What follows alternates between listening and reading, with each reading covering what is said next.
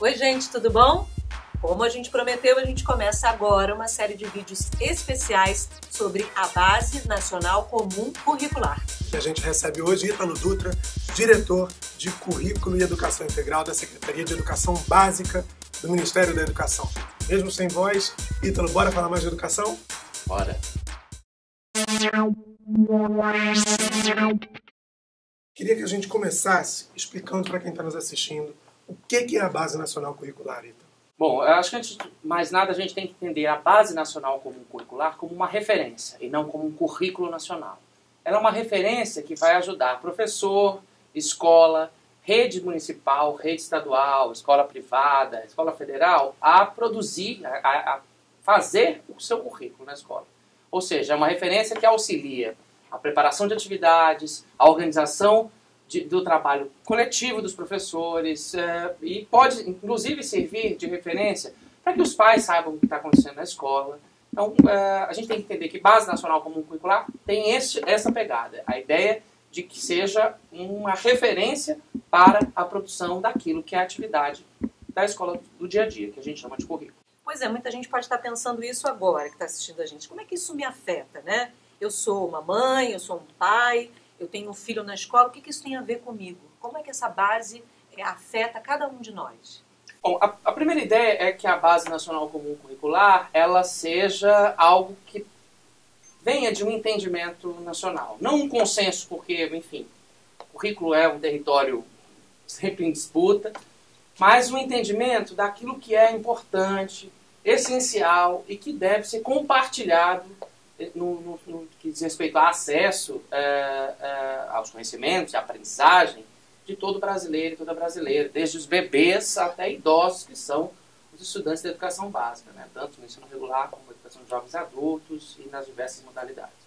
Então, se a gente pensa como isso, como um entendimento, para os professores, uma referência para produzir a atividade e o currículo da escola. Para pai, para a família, a compreensão do que seu filho está aprendendo na escola. Algo que seja de caráter nacional, mas que também tem que ser pensado como algo que precisa ser complementado com aquilo que a escola faz, com aquilo que o professor faz. Portanto, para as famílias, vai ser um lugar também serve de uma referência para que os pais saibam o que seus filhos estão vendo na escola. Agora, Ítalo, o Brasil já tem as diretrizes nacionais curriculares.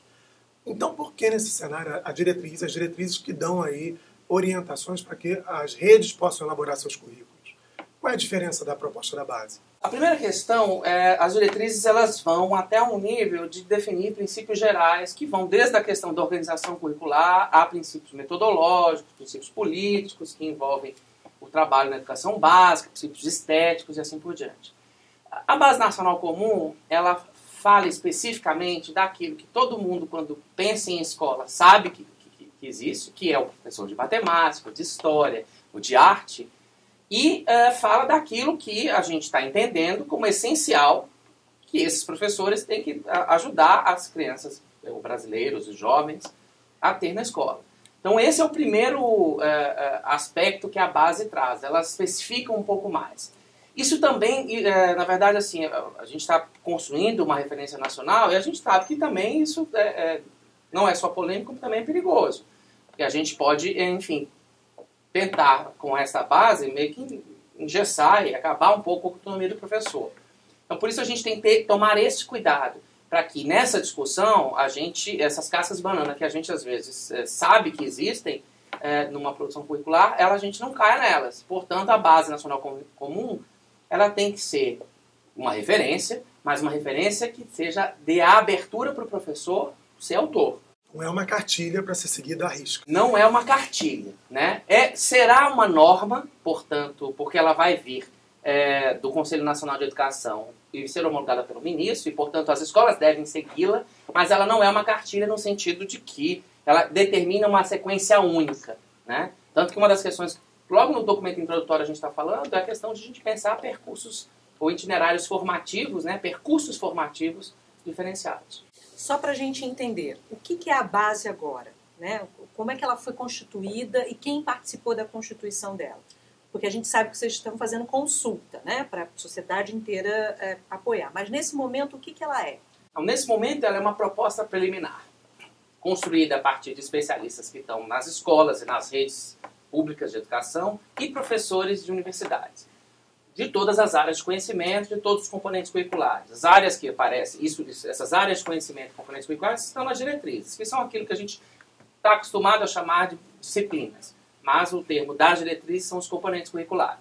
Então, essa proposta é uma proposta que ainda precisa ser aperfeiçoada. Precisa se tomar decisão sobre, de fato, o que fica nela, ou se tem que ser complementado em alguma coisa. Porque também a gente tem que pensar, para não ser uma cartilha, ela tem que ser leve o suficiente para permitir essa plasticidade que a gente quer ver, que o professor possa mexer mais com ela e completar coisas que não estão faltando, em especial porque cada escola é um universo e, portanto, tem estudantes e comunidade e está inserido num local cujas relações com o país e com o resto do mundo são permeadas com aquilo que acontece no dia a dia no local. E aí, tá gostando da entrevista? Mas ainda não acabou, não. Olha o que vem na próxima parte.